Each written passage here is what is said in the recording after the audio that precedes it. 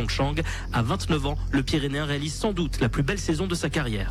Un mot de football maintenant. Les Bleus vont prendre la direction de la Russie aujourd'hui pour tenter de se rattraper demain en match amical. Au programme ce soir, Portugal et Pays-Bas. Et puis le tennis. Pour terminer, Jérémy Chardy s'est payé Grigor Dimitrov au tournoi de Miami. C'est fini en revanche pour Benoît Paire. Voilà pour l'actu sport. Excellente journée à vous. L'invité du jour. Il est 7h45. Non, on n'aime toujours pas les PowerPoint à l'Office de tourisme et d'animation de Néry-les-Bains. Il y avait la présentation de la saison d'animation 2018. C'était vendredi dernier. Ça s'est pas fait devant un tableau noir. Enfin, si, un petit peu finalement, mais devant un tableau, un PowerPoint. Allez, on va le dire un peu chiant. On innove à Néry-les-Bains. Et pour parler de cette saison ce matin, avec nous, Delphine Léré, bonjour. Bonjour. Référente développement durable à l'Office de tourisme et d'animation. Et Jean Siffer, bonjour Jean. Bonjour. Directeur de l'Office de tourisme et d'animation. Oui, on met de la vie avec un petit spectacle chaque année, c'est ça, c'est ce qui s'est passé vendredi. Exactement, on essaye tous les ans d'avoir un nouveau spectacle et de mettre en place quelque chose d'assez vivant pour présenter les animations des 7 mois de l'été et de toute la saison thermale. Alors cette année c'était high school, c'est ça, c'était ambiance un petit peu, je disais pas de tableau noir mais si un petit peu en fait. Ah si quand même, on est parti sur une ambiance revenez à l'école et puis apprenez vos leçons, mais de manière un peu décalée et rigolote. Donc on est parti sur high school, on a mis en place une salle de classe mais aussi une petite structure sur la scène où on retrouvait différentes scénettes. Est-ce que l'élève Jean-Eudes a été brillant? Elle a été très très gentille. C'était le meilleur élève de la classe. On en rigole, mais c'est vrai que on a comme ça des présentations de saison, des choses comme ça qui sont plutôt classiques. Ce format-là, il vous oblige à innover et puis donc à passer beaucoup de temps finalement. Alors, on y passe du temps effectivement, mais c'est vrai qu'on est entre l'équipe de l'Office de tourisme et les bénévoles qui viennent nous aider. On essaye de faire ça. Cette année, on a fait ça dans un temps relativement court puisqu'on a commencé à peine en un mois. On a écrit les textes, on a monté la structure, les décors, les costumes, puisque tout est fait en interne. Et puis on a fait très vite puisqu'on a fait 3 répétitions juste avant le spectacle. Bon, mais ça plaît au public, notamment aux socioprofessionnels, à tous les élus qui viennent vous voir. Alors on espère que ça plaît et surtout que les socioprofessionnels repartent avec les informations des animations qui auront lieu pendant les 7 mois et qui puissent eux aussi en parler aux curistes comme ils le font déjà et aux touristes et surtout aux locaux aussi, puisqu'on fait également pas mal d'animations pour les locaux. On donnera une note à la fin de l'année évidemment. À la fin de l'année dans le carnet de notes, mais ce qu'on peut dire déjà c'est que l'élève a de bonnes intentions et on va rentrer justement dans ce programme et là je vais me tourner vers Delphine Léré qui va débuter avec notamment ce mois jardin. Ça tombe bien, c'est le printemps, il a fait une belle journée hier. Racontez-nous un petit peu ce qui va se passer.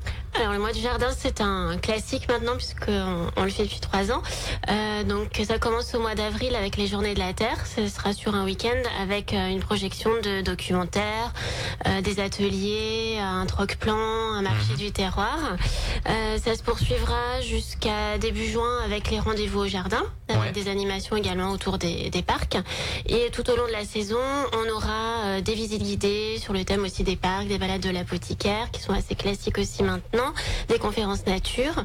Et on développe aussi les marchés cet été, puisque c'est quelque chose qui est de plus en plus demandé à la fois par les curistes et par les locaux. Circuit court, important. Favoriser les circuits courts, donc on aura 4 marchés bio et terroir et 2 marchés d'artisanat et on va rééditer également la foire bio qu'on avait fait en octobre l'année dernière avec la map Les Courgettes de Montluçon. D'accord. Sur les marchés, vous dites on développe, il y en aura un plus. Il y en aura plus que d'habitude. Voilà, ça nous est demandé à la fois par les exposants locaux et par le public.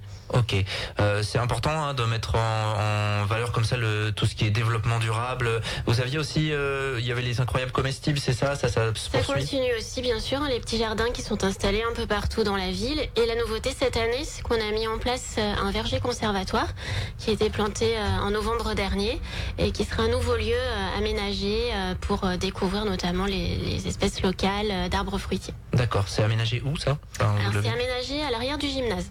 D'accord.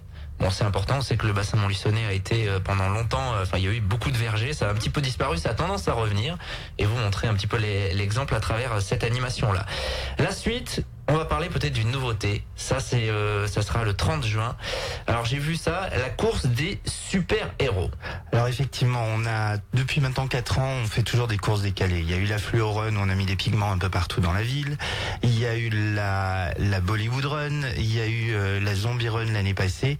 Et cette année, en termes de nouveautés, on a regardé un peu l'actualité ciné. C'est vrai qu'on a pas mal de films de super-héros qui sont sortis, Justice League et autres.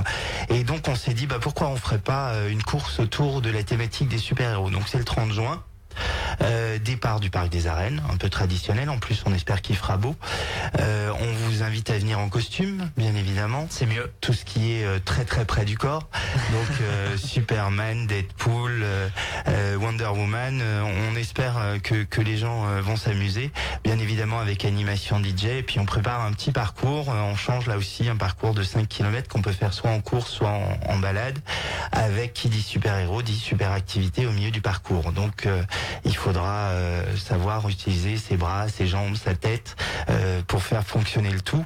Le tout dans une ambiance, alors on n'est pas dans quelque chose de chronométré, on est vraiment dans bon enfant et puis on s'amuse, on découvre et puis il y aura des surprises comme on essaye de le faire à chaque fois.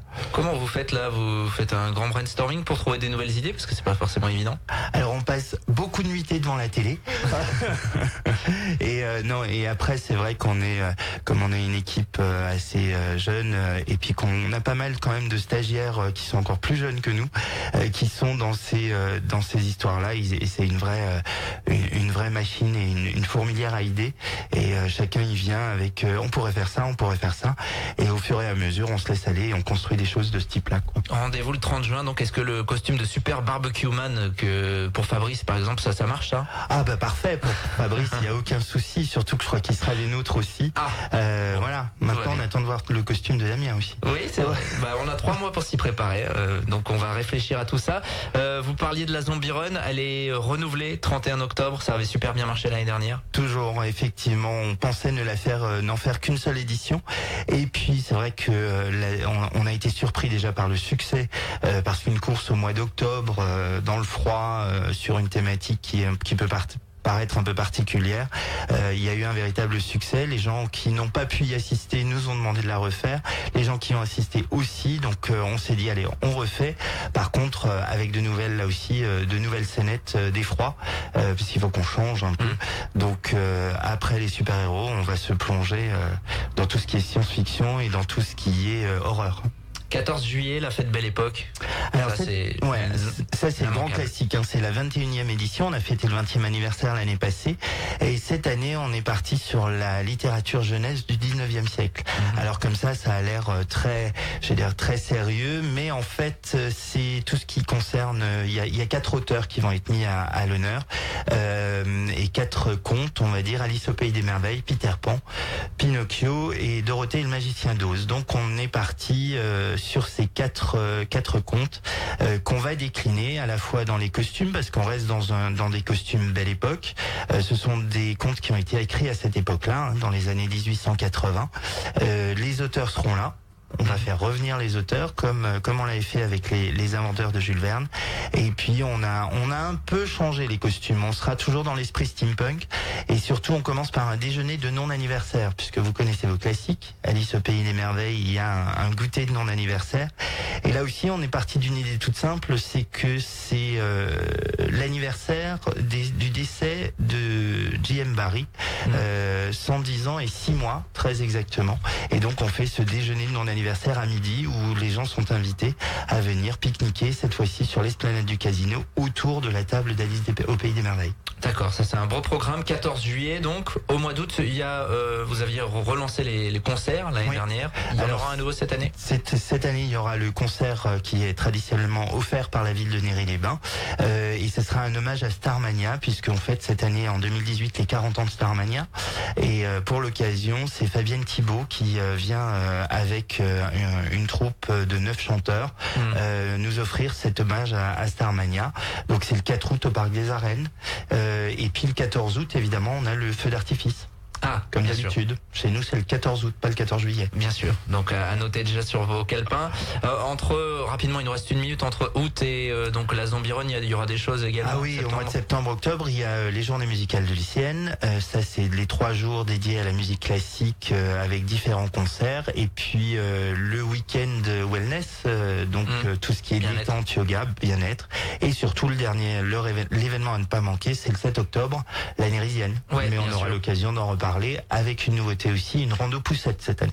Ah, ça c'est bien ça. C'est pour des activités pour les familles et une rando spécifique pour les poussettes. Et on rappelle que c'est pour la lutte contre le cancer du sein. Exactement. Et que il y a beaucoup de monde qui vient chaque année. On aura l'occasion évidemment tout au long de l'année de reparler de ces manifestations. Merci d'être passés tous les deux ce matin à notre micro. On a déjà des bonnes notes sur notre page Facebook. Aurélie qui nous dit superbe idée. Bravo à tous. Bravo à vous. Donc on va suivre ça évidemment et vous revenez en fin d'année pour le contrôle. On va faire un contrôle continu de toute façon. Ça marche. Je viendrai pour On reviendra pour l'interrogation surprise. l'interrogation surprise. Merci à tous les deux. À très bientôt à Néry-les-Bains où la saison thermale débute jeudi et on en parlera demain avec le directeur des thermes Bertrand Bloyer. 7h55, le direct continue dans un instant. L'invité du jour.